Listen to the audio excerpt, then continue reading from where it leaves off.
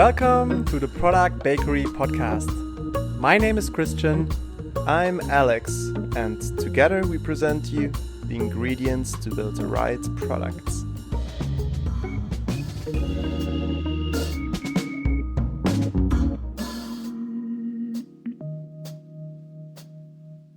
Hi Alex, what's up? The roof. If you would have said the sky would be even cooler, but you're right. Well, it's under the roof. It's under the roof. And this is the worst joke that I keep making and everyone hates. I can understand, but I find it funny, so... I don't know. I love that jokes. I feel like I'm an old person deep inside, so... Yeah, same here. Old soul. Exactly. But, getting to the point, Open AI, GTP chat, what's the name of it? Oh God, my memory. That's again me being an old person. ChatGPT. There we go. Wow. Okay. That was a tough start. Yeah, that took quite some time. But yes, I played with ChatGPT from OpenAI today.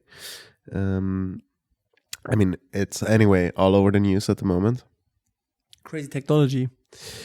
And I have to say, like, interestingly enough, I was like playing with the tool while in a meeting or while waiting for a meeting to start, where we also had our copywriter. Bye-bye.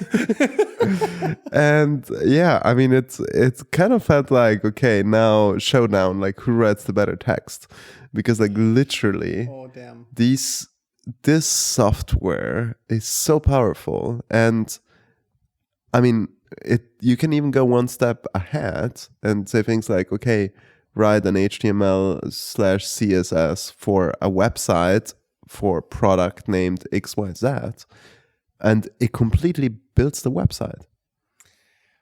So I haven't played with it, but a friend of mine who has a couple of websites said, I mean, he started playing with it and he just posted a couple of lines of code and then the chatbot told him what he was doing wrong.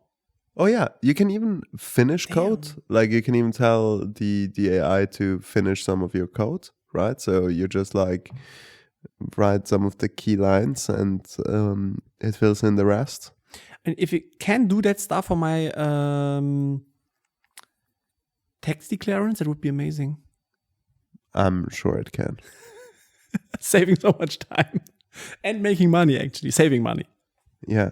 I mean, I'm pretty sure that some of these text softwares, I mean, there's not so much AI because I think it's like just like the standard thing that you fill out. It's actually too boring for AI.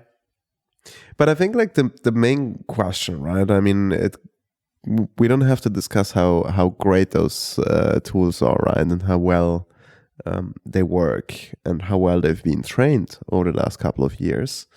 But I think like the question that opens up and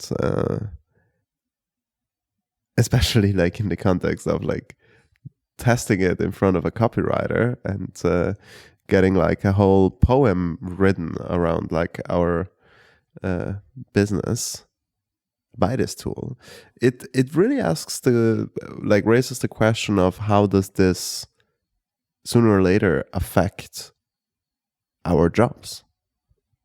Yeah, I mean, tough question, right? But one thing that I've just recently heard that made me change my mind is, I mean, the Industrial Revolution took 150 years roundabout, right? So people had a lot of time to look for something else and then shift jobs and adapt to the change. But I believe AI is coming so fast.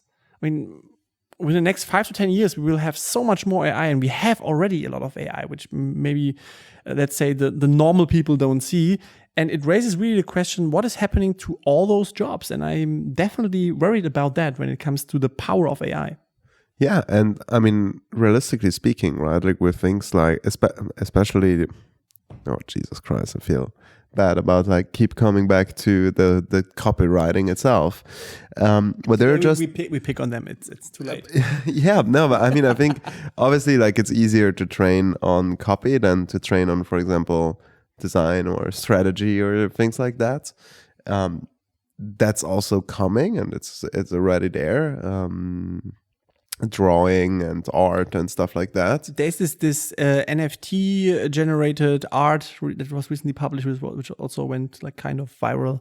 Yeah. So yeah, it's amazing, but also dangerous. Oh yeah, but I mean, I think there is like really good business models there when it comes to content generation, right? Mm-hmm. Like as a business with SEO on the forefront, and you need to create a lot of content, right? And if you can use these tools to write blog articles for you based on your limited input, that means that like you can also operate at an extremely low cost and keep pushing out content, right? 100%. A friend of mine is doing that. I'm not sure. I think the website is called Jasper.ai or previously Jarvis.ai, and it generates automated blog articles or whatever you need, right? And you can also train that AI by feeding it with websites and keywords and stuff like that.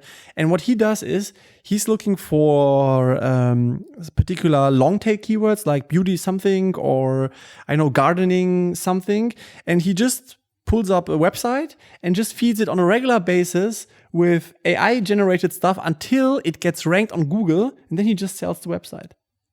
Yeah. And I mean, imagine like crazy, right? Yeah, but imagine how much copywriting something like that would have involved, and probably you probably wouldn't be able to, especially like when it comes down to keywords and integrating keywords and so on, to do such a good job as an AI does by now if it has been trained, and if it has been trained also around the algorithms that Google uses. Yeah, totally. I mean, the crazy part is it gets better and better and better. I mean, these articles that have been written, they are good. I mean, they're not perfect, they're not outstanding, but they are definitely good. So they make sense. There are no typos in it and stuff like that. So I mean, it's really crazy what you can do these days with AI already. Yeah. And I mean, by now there's like, I've recently also seen a tool that, for example, uses the AI to simulate eye tracking on a page. And also there like tell you, okay, which areas of the page do you need to rework or you need to change, or which ones get the most attention and so on. And I mean, like also there, right? Like you train it with a lot of like eye tracking data. You see like what are the things that worked on a page, and like long term it will just like help also designers and developers to build things that work out of the box, right? Because like a lot of the uncertainties, you can answer them through millions of data points from millions of different websites. Yeah, I mean, totally. And I'm just still asking myself the question, coming back to the beginning of this conversation. If you can finish code or if you can write code and stuff like that, do I even need a developer or a designer in the future? Yeah. And I mean, I think that's. So? I mean, I don't know. I'm just asking that question because I don't know, to be honest. Well, if I look at how product design and web design is currently being done, or how it looks like, I would almost say no, right? Because it's anyway very generic. Everything looks the same. Like, I mean, obviously, like I would say you need a designer for the creativity aspect. I think that's probably very hard to be covered by an AI. If you want to make something that's standing out, right? If you want to make something that's not like the same as everything else, because of course, like an AI learns from the masses. That's why you will have something that works, but it will also be similar to everything else that's out there. But since that's anyway the trend at the moment, or what we're seeing with all the products and all the websites and all the tools, they all look the same, right? So yes, probably an AI could do that for you. and maybe you need one designer, but you might not need 50. So I mean, it's not something that I'm afraid of now, but it could definitely at one point be a threat to all of our jobs. Yeah, and I was just about to ask, what do you think is what is in your opinion the biggest threat that you see coming up with AI? For you personally? AI is being able to write their own AIs and taking over the world. I need to process that, yeah. Or they are already all connected to each other, all existing AIs. Maybe. Yeah. Or even one step further, actual intelligence. I'm just having like throwback to the movie Matrix, right? I mean, but that's the fun fact, right? When the movie came out, there was no AI, and no one knew what it means, right? There was no technology back then, as far as I know, that anyhow was related to AI. They said already back then it will come and enslave the whole world and stuff like that. But yeah, I mean, I don't want to go to that deep into that rabbit hole and conspiracy, but I still think it's something that we should look at very carefully. So, because I mean, it might take a lot of jobs, and we all don't know how it works internally and how the decision making process is within such an AI. At least I don't know, and who knows what it can do. I don't think it will harm the world, but the thing is, whether it's money where people say it's good or bad, or AIs or something like that. I mean, it's a human-made thing, right? It's a human-made system, and everything that is made by humans also comes along with the positive and negative aspects of human behavior. So therefore, I see a lot of benefits within the AI, but also the potential for bad things. Yeah. And I mean, I think most of it comes down to machine learning still, right? I mean, we're not like really talking about intelligence or intelligent thinking. So if you feed a machine with certain data, biased data, you're automatically like also having a biased artificial intelligence. So I mean, I think that's still something that's going to stay and be a problem also in the future, right? Where getting those biases out, and we talked about this in multiple episodes in different contexts, right? But that's very hard to get away, right? Because like humans are not neutral, so a lot of these trainings or a lot of the training of the software is also not neutral.